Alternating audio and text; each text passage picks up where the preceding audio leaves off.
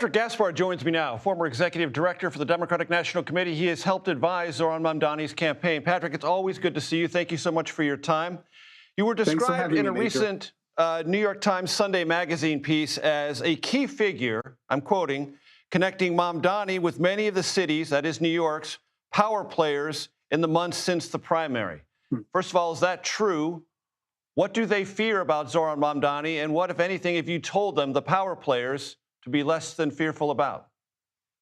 Well, Major, you can believe some things that you read in the New York Times. Yes, that happens to be true. I've had the privilege of helping to make certain introductions, ease along conversations.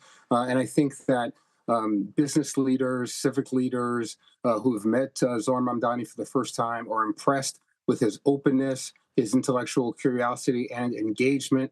They're clear that this is somebody who is decisive about where he's trying to go, but he doesn't have a rigidity about how we get there, right? There are outcomes that he wants for average New Yorkers, and he thinks that he can find some synergy with those business leaders, with those civic leaders, with those elected officials to achieve those outcomes. And I think there's been excitement at how nimble and creative he is. A specter is part of this campaign. That is to say, the specter of President Trump, who has made it very clear that if Zohran Mamdani is elected mayor of New York City, he will do what he can to cut off federal funds directed toward New York City. My colleague Ed O'Keefe saw Zohran Mamdani earlier today and asked him about what he might do in a relationship with President Trump should he be elected. Let's listen to that. What is your message to him here in the closing days as he observes these final hours of the campaign? And would you call him later this week if you're the victor to try to sort out how to work together? If he wants to actually deliver on the campaign he ran to deliver cheaper groceries and a lower cost of living, I am there and I am ready to have that conversation and work together towards that. If he wants, however, to attack New Yorkers and get on the phone to speak about how we can work together at the expense of those New Yorkers, that's not a conversation I'm willing to have. Patrick, you work very closely with President Obama. You know the powers of the executive branch. How do you imagine a Trump-Mamdani relationship, should it come to pass, playing out? Well, Major, let's first remind your viewers that New York pays into the federal tax system a heck of a lot more than it gets back, right? There's a myth that people like Donald Trump are always trying to project about our major cities as if they are taking something from the rest of America. They are giving more than they receive in return. That's a critical thing to remember. Donald Trump is going to find out in a hurry that he is no longer getting a free pass in New York. We all know that the sitting incumbent mayor, Eric Adams, cut a deal with the Trump administration and basically said that he would not resist them. He wouldn't resist their incursions into the city on immigration, wouldn't resist their bossing him around on the economy and on the budget. In turn, they would bury the corruption case against him, which they did.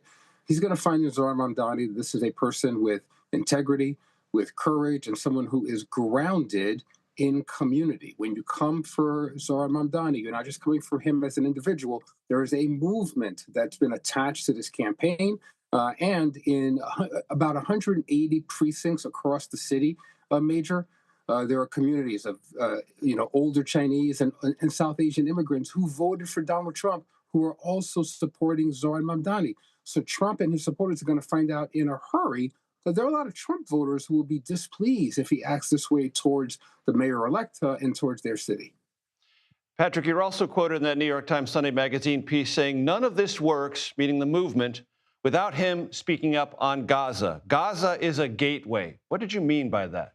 Well, there's been such a sea change, Major, in this city and throughout the Democratic Party, where you find over 75% of Democratic voters disagree with the approach that Benjamin Netanyahu and his very right-wing cabinet have taken on the collective punishment of Palestinians in not just Gaza, but in the West Bank as well. They're displeased with the decision that their elected officials have made to continue to fund that slaughter instead of working to apply pressure towards peace.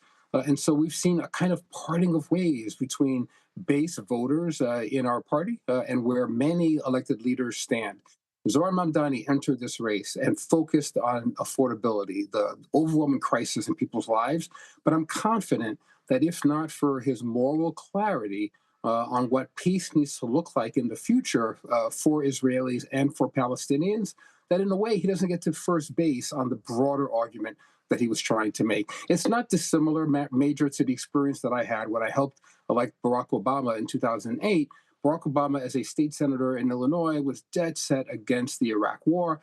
Everyone that we were running against in that campaign had voted for the Iraq War resolution, and they were having a difficult time by 2008 explaining that to our base voters in Iowa, South Carolina, Nevada, etc. And that made it hard for them to break through, and easier for Barack Obama to then be able to make the case on healthcare and the economy.